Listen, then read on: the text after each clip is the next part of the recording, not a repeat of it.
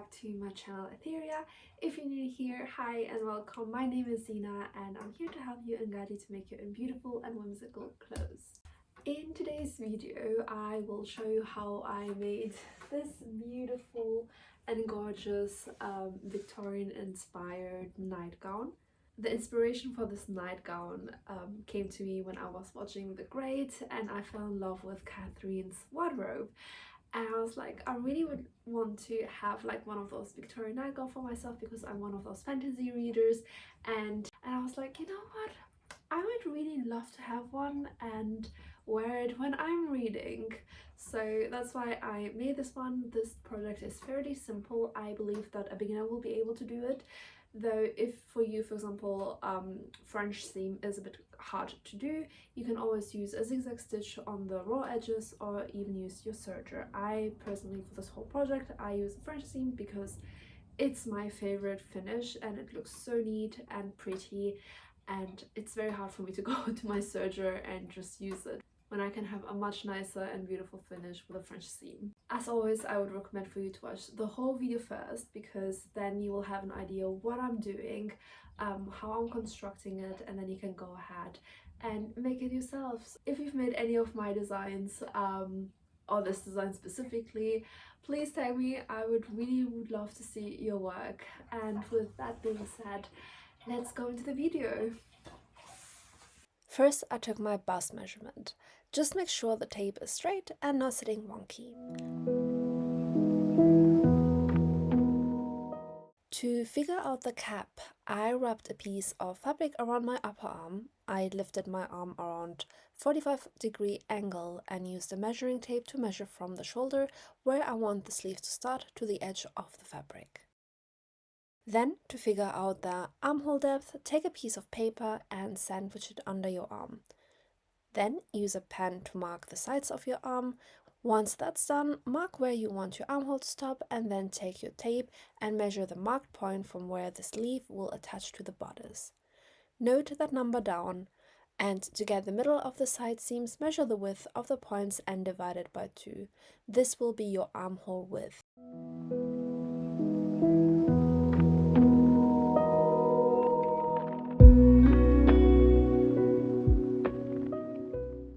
You will also need to measure the desired length of your sleeve and the circumference of your bicep. Now that we have all the essential measurements, we can start drafting the pattern. We'll begin with the front. First, we need to calculate the radius. To do this, take your bust measurement, divide it by 2, and then enter that number into a circle skirt calculator.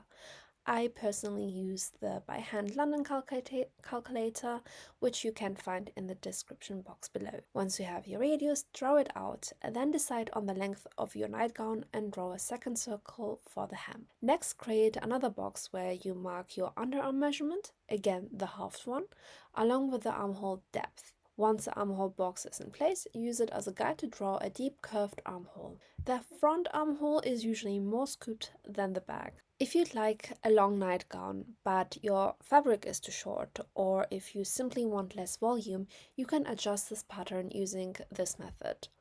Start by cutting or folding the pattern in half, then rotate it so the center front sits at a 90-degree angle. Redraw the line from the armhole down to the hem and cut along, but don't cut it all the way through. This will allow you to pivot the armhole section. You can pivot as much or as little as you like, depending on how much volume you want. Here's a comparison between the original pattern and the adjusted version with less volume. Repeat the same steps for the back piece. The main difference here is that the back armhole curve is much more shallower than the front. And here's a close-up look at the difference between the front and the back armholes. Now let's move on to drafting the sleeves. Start by drawing a horizontal line. This line should measure twice your bicep circumference. Mark the center point and from there draw a vertical line going upward. This will be your sleeve cap height. From the top of that line, extend it downward to your full sleeve length. At the bottom, draw another horizontal line, the same length as the bicep line, and square off the corners to create your basic sleeve block. Next, take your back pattern and align it with one side of the sleeve block. From the underarm point, draw a horizontal guideline that's half of your armhole measurement. Then trace the armhole curve onto the sleeve. Make sure to label this curve as the back so you don't mix it up later. Repeat the same step on the opposite side using the front pattern. Once both the front and the back sleeves curves are traced, connect them to the sleeve cap point at the top. After that, draw a few vertical lines down the sleeves. Carefully cut along these lines, stopping just before the top so everything stays connected. As you can see, both the sleeve cap curve and the hem curve have changed. They now have much more volume, which creates the puff sleeve that we really want for this nightgown. All that's left to do is smooth out the curves and you have your basic puff sleeve pattern. I'd also recommend marking where you want to add an elastic channel if you'd like to have a flare hem like mine. Before cutting my fabric, I first washed it and then ironed it flat.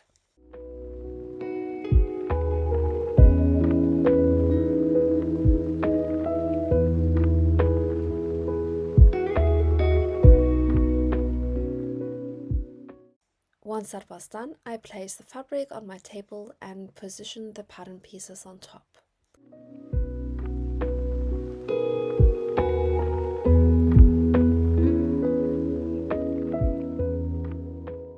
Since I was working on the sleeves first, I started with a single layer of fabric because it was easier to manage it on my small table. Next, I traced the pattern using a white wax pen. All the tools and materials I used in this video are linked in the description box below. Using my hemometer, I then added a 1.5 cm seam allowance all the way around the sleeve and marked where I wanted to add the elastic channel. Here is how the tray sleeve looks like. I then folded the fabric in half and cut out the sleeves. Once the sleeve was cut out, I moved to the nightgown bodice. Because my table was too small for this step, I worked on the floor and repeated the same exact steps I used for the sleeves.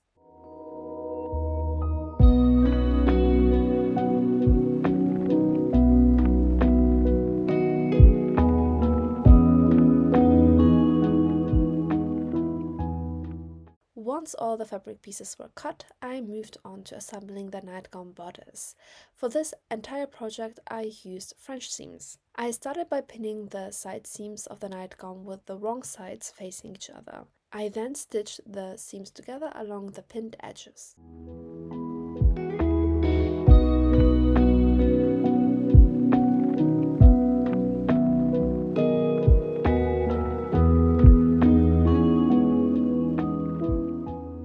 After stitching, I trimmed away the excess seam allowance and then pressed the seam to one side using an iron.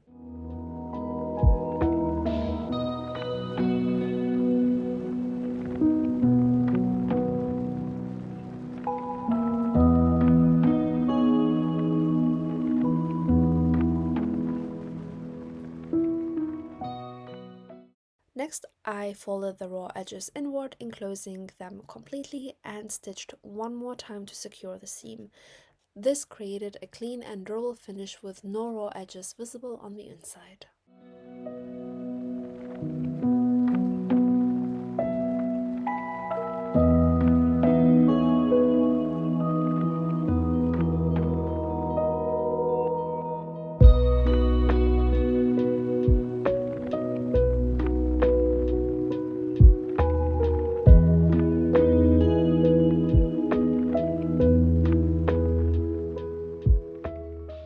To add a clean front opening using a face slit, I first cut a rectangular piece measuring 10 cm by 12 cm. At the center of the rectangle, I marked the length of the opening I wanted, making sure to leave enough space at the bottom to fold the raw edges later.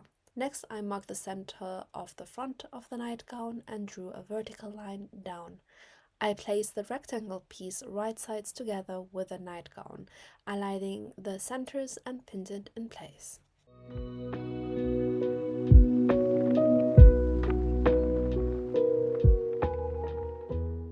I then stitched very close to the marked line, but not directly on it, so I would have enough space to cut the opening. Once stitched, I carefully cut along the center line. At the bottom, I snipped into the corners so that when the rectangle piece was turned to the inside, it would lay flat and neatly in place.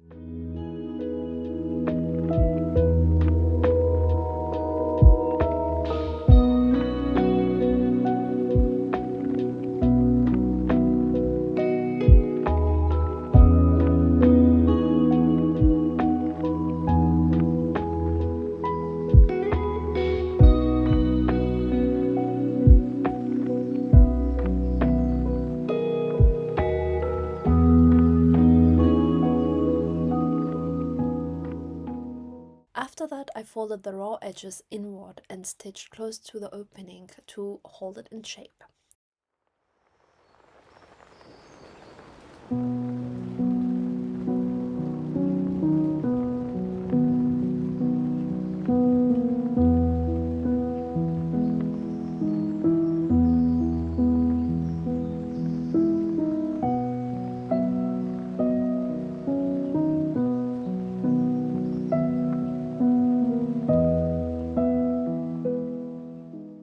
Finally, because I didn't want the placket to be too visible from the front, I hand-stitched the sides using an invisible stitch, creating a clean and professional finish.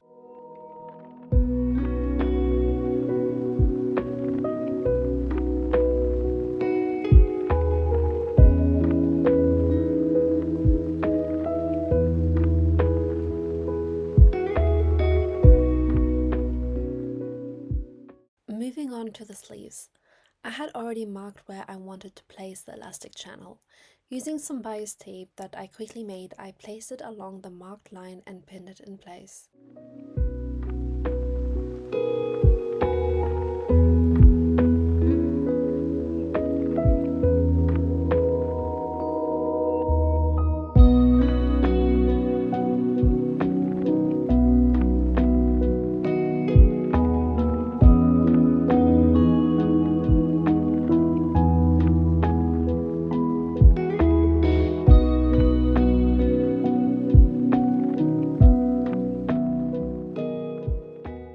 I then took my sewing machine and stitched down one side of the channel, followed by the other, leaving an opening to insert the elastic.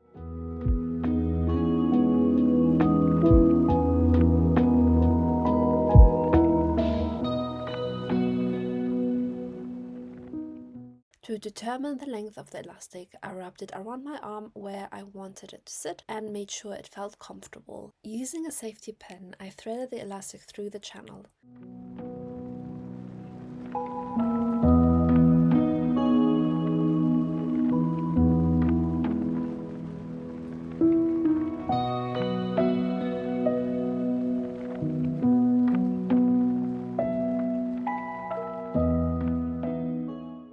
I secured one end with a clip, and once that side of the elastic was fully threaded through, I stitched it in place.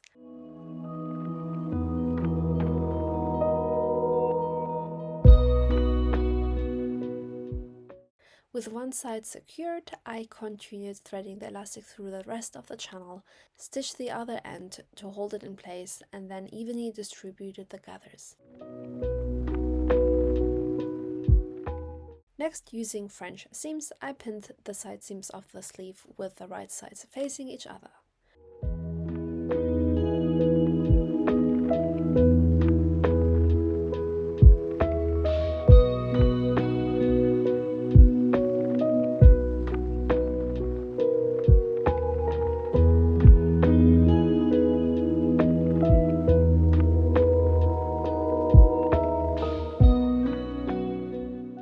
I stitched the seams, trimmed away the excess fabric and folded the raw edges inward, just as I did with the side seams of the nightgown.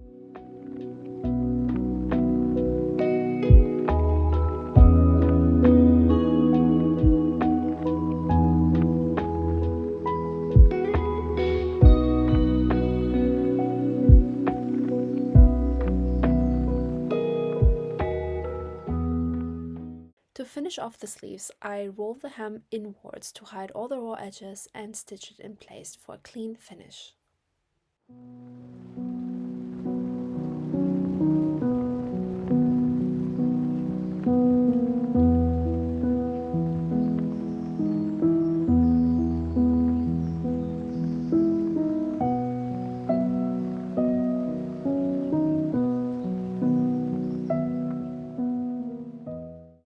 Alright, now let's assemble the nightgown. Again, I used French seam here as well to keep everything consistent.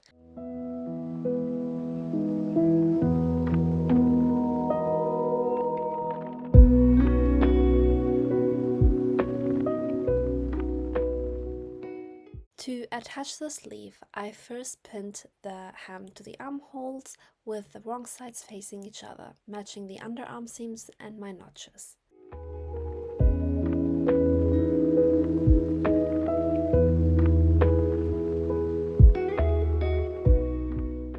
To reduce the bulk where the French side seam meet, I press them in the opposite directions, making sure the stitch seam line still matched up perfectly.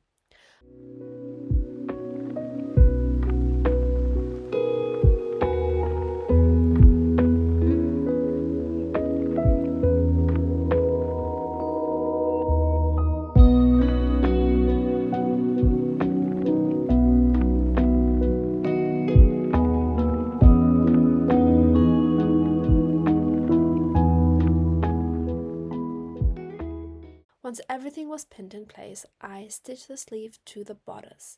After that, I trimmed away the excess seam allowance, pressed the seam neatly, folded the raw edges inward and stitched it again to fully enclose the seam.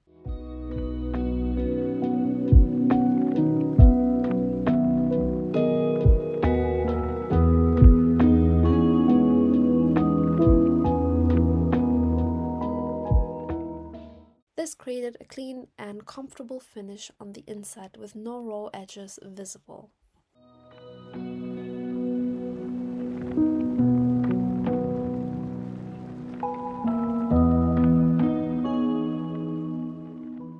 Now let's add the channel to the nightgown so it could finally be worn. Using bias tape that I made earlier, I pinned it to the right side of the nightgown, starting at the front of the opening. Before pinning, I folded the bias tape inward to hide the raw edges and then continued pinning all around the top of the nightgown.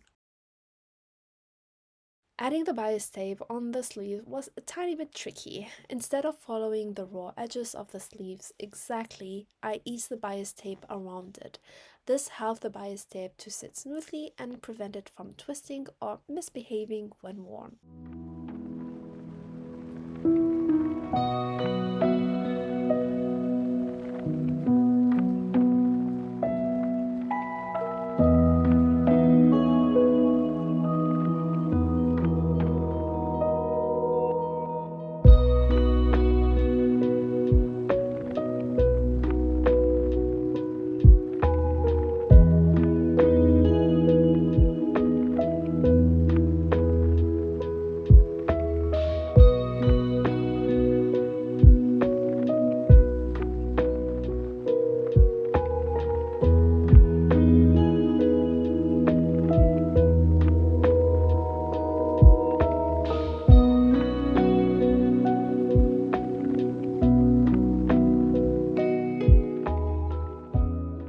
To secure the channel and prevent it from shifting once it was sheared from the tie, I top stitched along the channel, which helps stabilize the bias tape in place.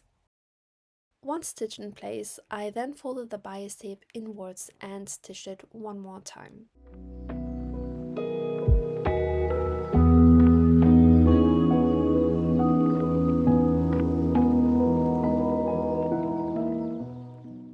Using some ribbon and safety pin, I then threaded the ribbon through the channel, and with that, the nightgown was almost done. All that is left now was to hem the bottom of the nightgown.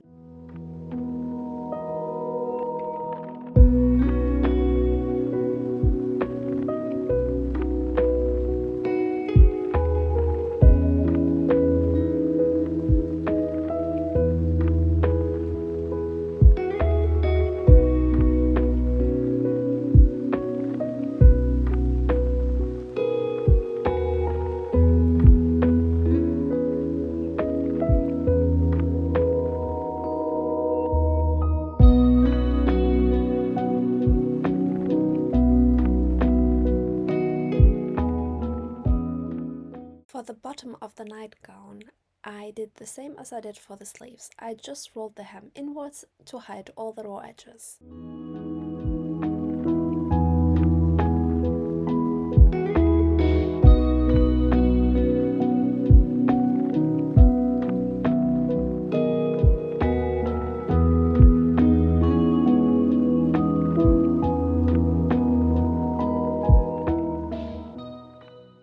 And here we have it, a beautiful nightgown that is extremely comfortable and romantic.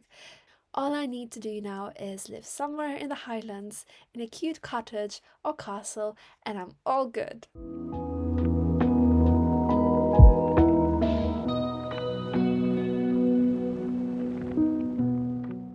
If you like this video, please give it a thumbs up, share it with your family and friends who would also love to make a nightgown for themselves or any type of whimsical clothes that I make on my channel. And if you have any questions or need any guidance, please feel free to comment in the comment section below.